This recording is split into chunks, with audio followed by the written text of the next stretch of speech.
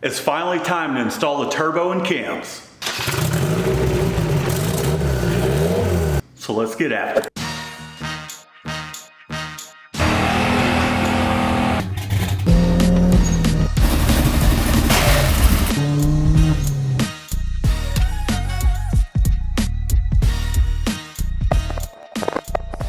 We got the cylinder head off so we can install the valves and the new cams, but check out the condition of the engine. Everything's looking pretty good, nothing too concerning. Just have these couple little marks on the pistons when we did lose a belt some couple of years ago, but those have been there. You can tell where the valves kiss the piston. However, the cylinder head is still looking great, still looks pretty fresh. The cams are, you know, I mean, they still look pretty damn new. Whatever treatment they gave these cams over at Crower, they look great. So no concern there. These chambers are burning nice and clean. Getting a nice color on the spark plug. This one seems a little dark right there. We'll have to investigate that, but who knows? The gasket looks like it's been sealing nicely, no issues. I haven't had anything crazy going on. No real signs of the gasket moving on the cylinder head either.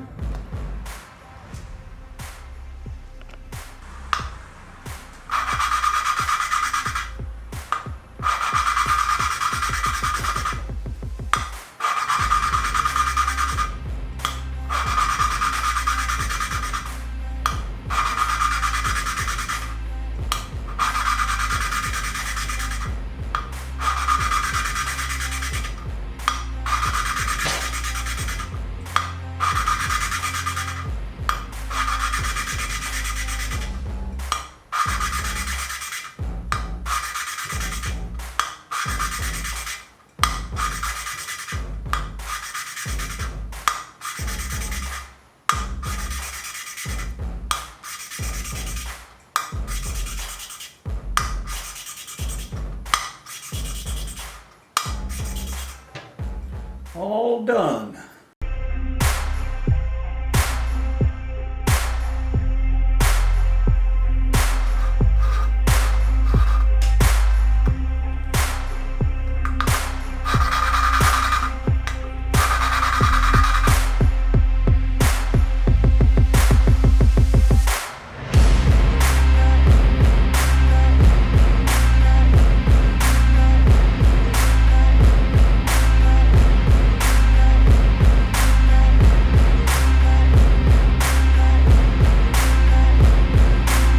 Some of you were curious as to how I was going to set the bucket to camshaft clearance, and I'm going to demonstrate that real quick. So I took the retainer out. We have our mechanical valves that have the extra long tip on it. So here's our valve. We have our Toyota buckets. These are the smallest post. As you can see right inside here, this is the smallest post that they have available. So what I'm doing is I'm just tossing these in there. And we're doing it one by one, and I'm setting the camshaft in there. Let me flip this guy around. So that way we're on the base of the camshaft lobe. Just toss the camshaft in there, just kind of snug it up just to hold it flush. And hopefully you can see that. But there is our bucket right there. Here's our bucket. And I'm just pushing the valve up to the bucket. I already have one valve clearance, so I'm using this kind of as a guide. So we'll pull our valve out and we'll take it over here and we'll cut it down. I've got a little bit of a makeshift setup going on here. I have some welding wire right here. This is a piece of aluminum that I drilled a 5mm hole in. So I'm basically going to grind a little bit of an angle on this, and then we'll stick it down in this hole to hold this nice and square. And we'll work our way down, go back and forth between putting it in the head and using our filler gauge, but it grinds it down pretty quick.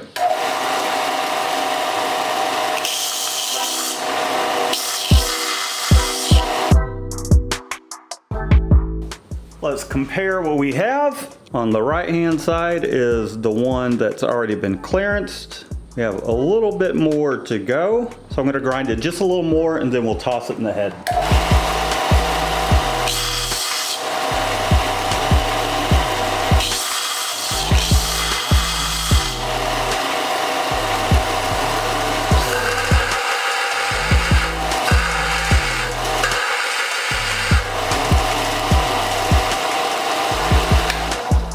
Looks pretty good. We'll toss it back in the cylinder head and use a filler gauge to see where we're at. Back in the cylinder head it goes.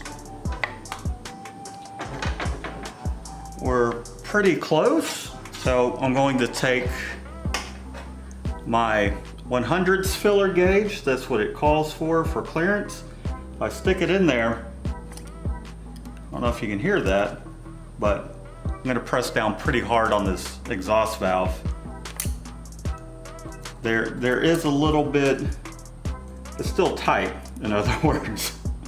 But we're not far off though. Probably just need to grind maybe 0.02 off. Here, let's actually find out. We toss this valve in, find our 0.08. That might be about 0.07. The 0.08 is a little snug and it's pushing it off the seat.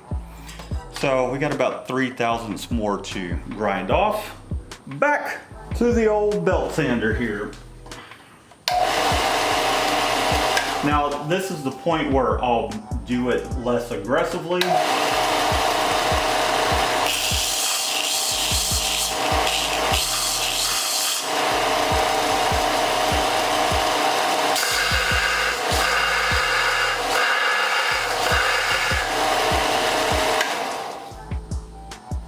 Enough, and it might be spot on. Let's see.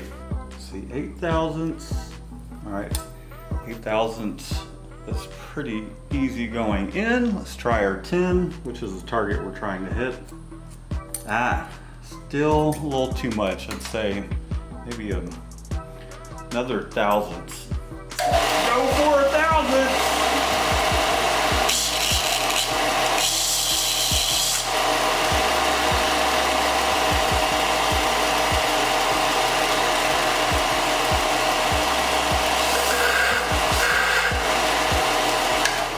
About it. Toss this in on the back side. We'll take our 0.10, see where we're at. There we go. I mean, we could probably take off another 0.5, but I think that will be just fine. So I've been repeating that process for the entire head. I've already done the intake side, have the camshaft situated. One of the next things I need to do is remove 3 of the teeth off of the camshaft trigger wheel. Why, you ask? I'll explain why. So here are the 3 teeth. I just put an X on the ones I want to remove. And the reason being is the starter on these vehicles really doesn't spin the engine very fast, and sometimes it takes a minute for it to read all these teeth and really make sense of where it's at in the firing order. So if I just have one tooth to tell the fuel tech that the engine is at top dead center ready to fire off, then it will make it a lot easier for the vehicle to start up. Not that it's been too big of an issue, but sometimes after the vehicle's been running, I'll go to start the vehicle and it's a little bit of a delay in starting the vehicle. So I want it to fire up as quickly as possible. So we're gonna use our little Dremel tool here and cut off those teeth. This is one of those cases where you don't need all your teeth to eat, buddy.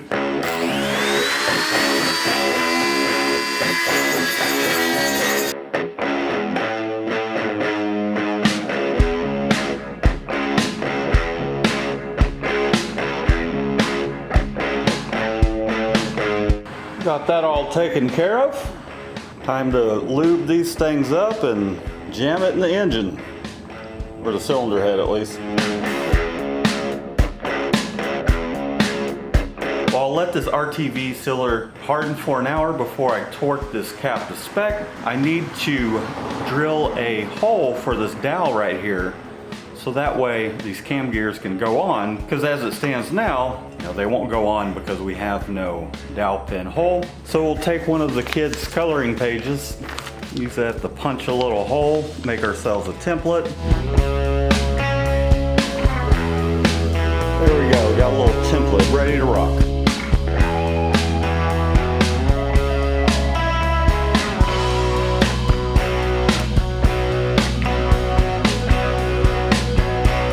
Well, hopefully this isn't too big of a pain in the ass to do.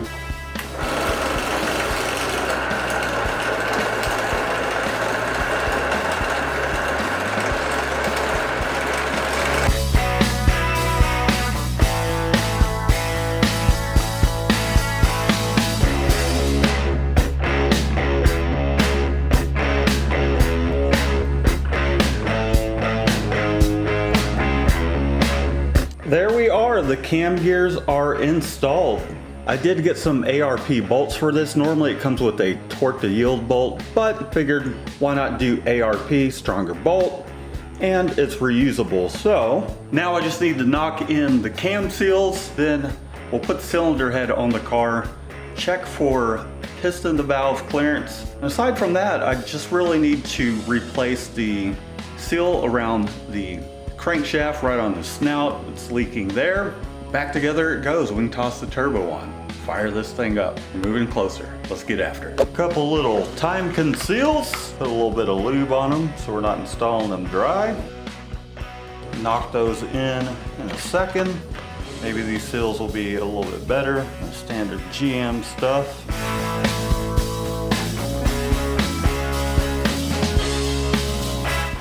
Perfecto. I've got a little bit of Play-Doh on piston number 1, cylinder number 1.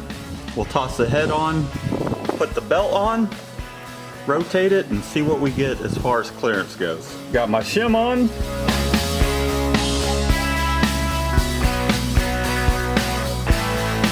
Everything's timed up. Going to give this thing one good rotation. Give us a chance to test out these camshafts as well. Make sure we got everything clearance before we button everything back up.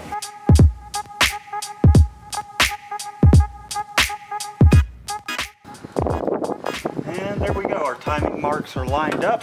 These cams actually make it a lot easier to time things. So, I'm gonna take it apart, see what we have. It honestly looks like we're going to have a bunch of clearance, or plenty of clearance.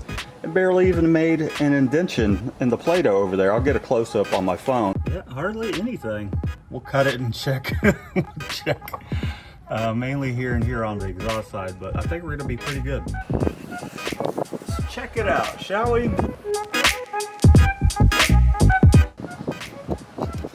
Oh yeah, we got about 0.15, so we've got almost 1/8 of an inch. Or excuse me, over 1/8 of an inch. Let's see how much piston to cylinder head clearance we have. Yeah, I'd say about 4 400s. Say just a tick under 400s for the piston to head clearance. So that's right where we want to be, right at about, I'd call that 0.039. So that's perfect because that'll put our combustion chamber piston to head clearance, our squish, our quench area, whatever you want to call it. I apologize about the wind. It's really windy today. I don't get it. I'm going to power wash this thing because damn, there's a lot of oil and dirt. Car's been sitting up for a while, spiders. Already sprayed her with some super clean over there. She is just filthy.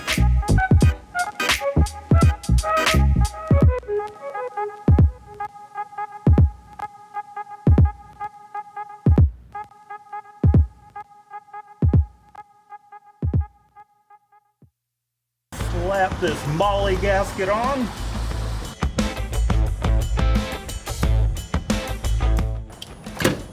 There we go. Whew. Just want to give this thing one good last look over. I know it's kind of hard to tell right now, but you can see where I machined things down. I meant to record that, but I didn't. However, a lot of machining has gone into making all this work. I have all my seals replaced. I have the plastic covers off just for now. So what I'm going to do is let the thing run, make sure we don't have any leaks, because I know the leaks are coming from the front of the motor. tried to power wash the car the best I can, but you can see all the nastiness. We'll eventually get to all that. However, I want to make sure all the leaks are taken care of. Just about have this thing buttoned up. Got the oil topped off. I still need to put some coolant in the car. We'll slide our manifold and turbo on. I put a little bit of this STP oil treatment on the camshafts directly because it has some extra ZDP, which is great for flat tappet camshafts. So that stuff is like honey. Just put a little bit on there. It is another day. It's been a nasty rainy mess here lately. We have a break in the weather, so let's go ahead and install the turbo manifold and the turbo, get this thing going. We're almost there.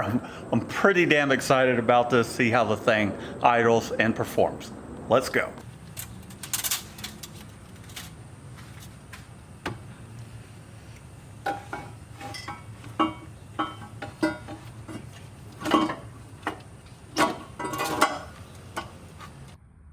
So we have our manifold on. However, what I'm running into, I probably should have mocked this up on the car when I made it, but no big deal.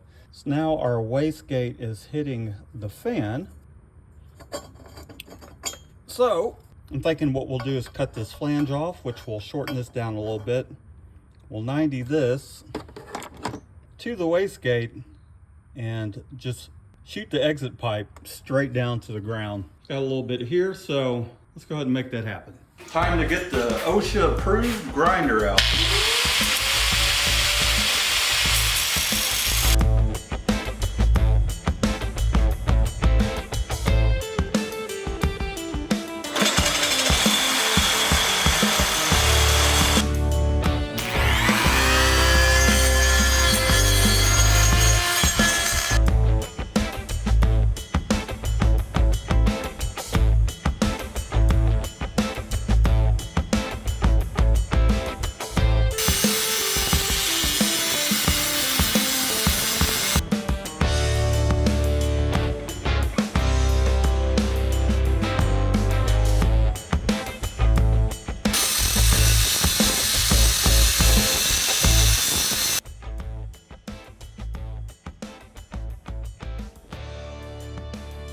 It's another day. It is Thursday. This is the third week that I've been working on the car, just kind of on and off. We have the exhaust on. There's a couple issues that I'm running into. I'll show you what they are. I'm really liking this setup here, having it, the wastegate go off to the side. So if I ever need to change the spring out, I could just remove the exhaust, work on it here. I think it would be a little easier. However, everything is just so tight in here. The AC compressor line is really touching. I'm a little worried that the heat from this is going to ruin this line. So what I'm going to do is go ahead and remove the AC and condenser. It'll save some weight, as well as the heat exchanger. The AC on this car has not been functional for quite some time, and I'm gradually converting this thing to strictly nothing but a strip car. There's no way in hell that I can register this car with it running off of fuel tech. So let's slowly move it in that direction, little by little. Let's take the condenser off. We'll get a different belt for it. The heat exchanger, evaporator, all that stuff. I'm just going to remove all that from the engine bay. Another issue that I'm going to resolve, it is very difficult to get this hard line in here. It's always been a pain in the ass. So I have a flexible one coming in, but in order to be able to remove this line, which is right behind this AC condenser right down here, we'll go ahead and remove all that. So it'll help in a lot of areas. Out with the old, in with the new. This will make it a lot easier. I imagine the AC probably hasn't been working because there is nothing in the system. At some point, the system lost all of its Freon. That's something I was a little worried about, just having that purged, but it's nothing in the system, so I think we're good to go. Whew, we're just about ready to start the car up. I've kind of gone over everything. Everything is in place. I still need to do the exhaust. However, I just want to start it up, get the thing running, let it warm up a little bit. I'm pretty pooped, so getting closer towards the end of the day, I just want to get the car going. Then we'll address the exhaust and take it for a spin later. We need to break the cams in a little bit anyway, so we'll just kind of let it idle, do its thing, maybe vary the RPM a little bit. Got my turbo feed all situated. Got this little doodad, keep it out of the way. I finally have all of these solidly mounted. Got a cool little bracket for the flex fuel sensor.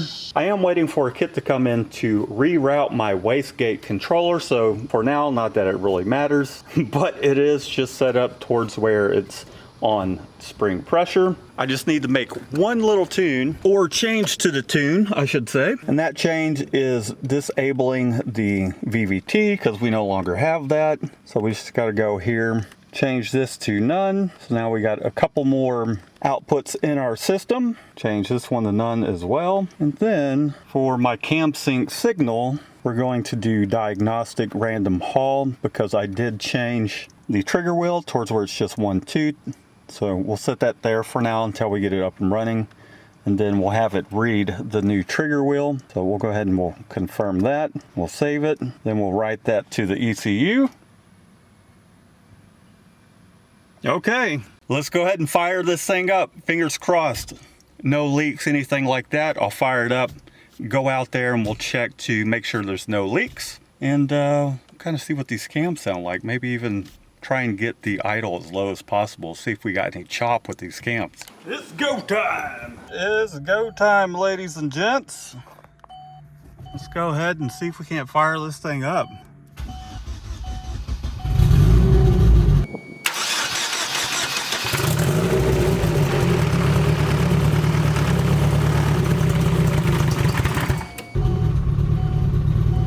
I'm gonna fire it up right away. All right, let's check to make sure there's no leaks. Everything looks good so far. A little something leaking there. Not sure where that's coming from, but let's proceed.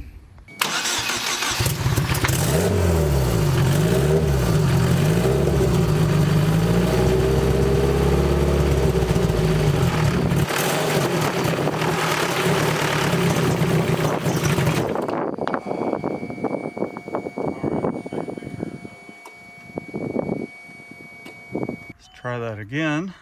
See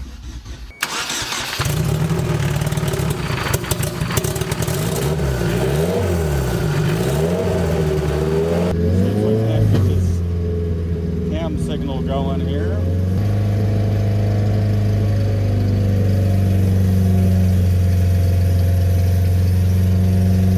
Save that.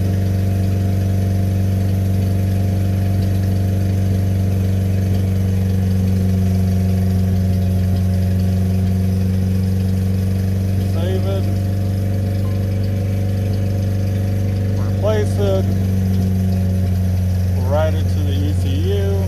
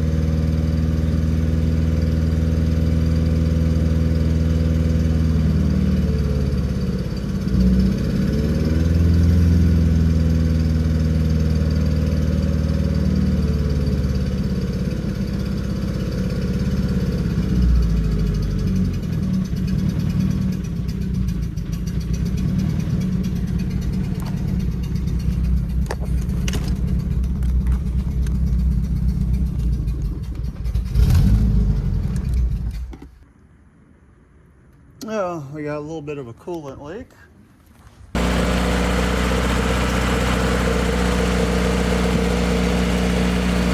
Well, looks like we took care of our oil leak. Doesn't seem to be leaking anymore. Everything looks dry up front.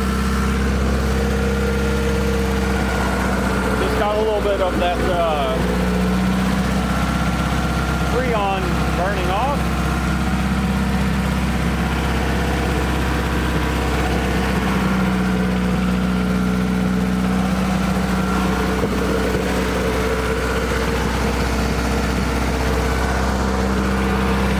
Had to change the fueling a little bit. Had to add about 25%. See if we can't take this idle down. See how this thing responds.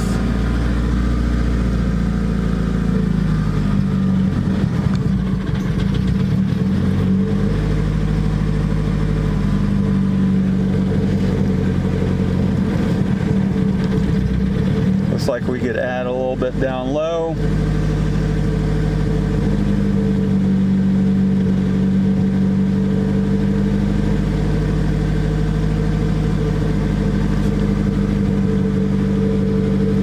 Add about 10%.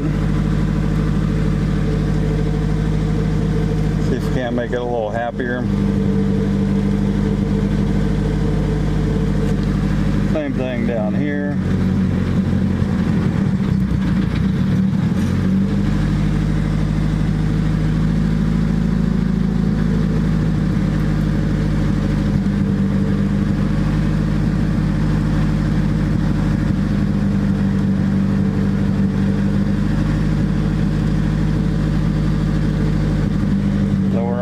Down a little bit. See what she thinks.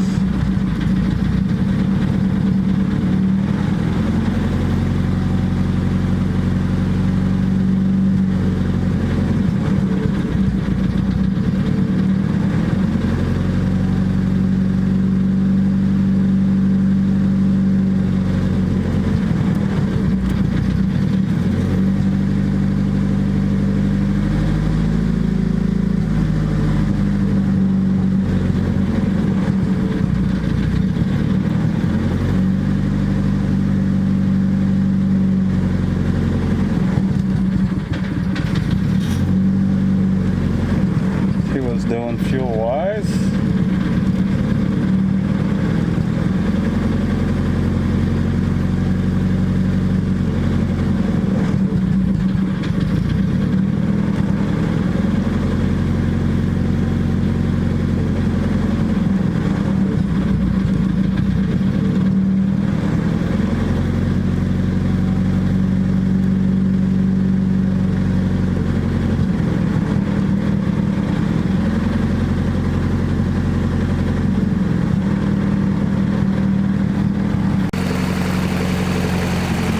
We'll try and get the idle down lower a little later.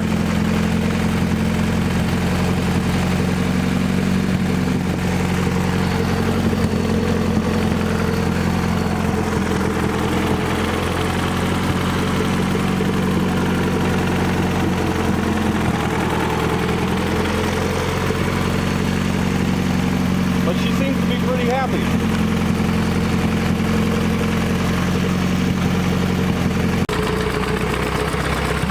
Well, that's about as low as I'm going to be able to get the idle.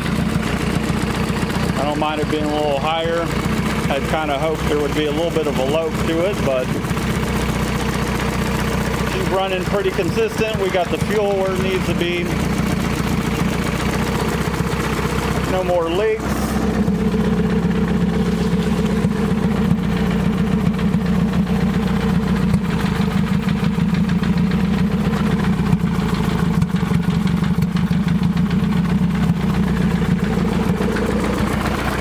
Nice and quiet up here up front. Be even quieter once I get that exhaust hooked up.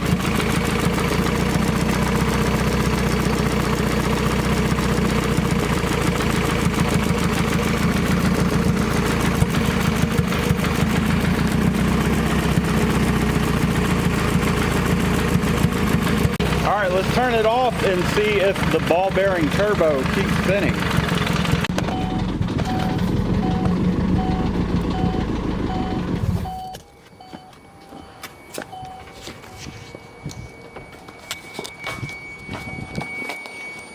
Oh, there we go, boys and girls. She is still spinning. I imagine it will get looser and looser as we break it in some more, but that's awesome. There we go, boys and girls. First startup on the new cams, the new turbo, the new setup, I guess version 3.0. Very happy with it. quickly took care of what leaks that we have, and I don't see anything coming from the front. So we'll test drive it just as it is. Who knows? I might leave it this way. I might toss the plastics back on, but I still need to button up the exhaust. Let me know what you think down in the comments if I should keep it a full exhaust, or I'm considering just going out the bumper, or maybe even straight out of the hood. I just park the car in the garage. Let me know what you think. If you're new to the channel, be sure to subscribe. Next video, we'll get the exhaust all sorted out, and we'll take it for a rip and see how this turbo does. We'll see you then. Until next time, peace out. Peace out.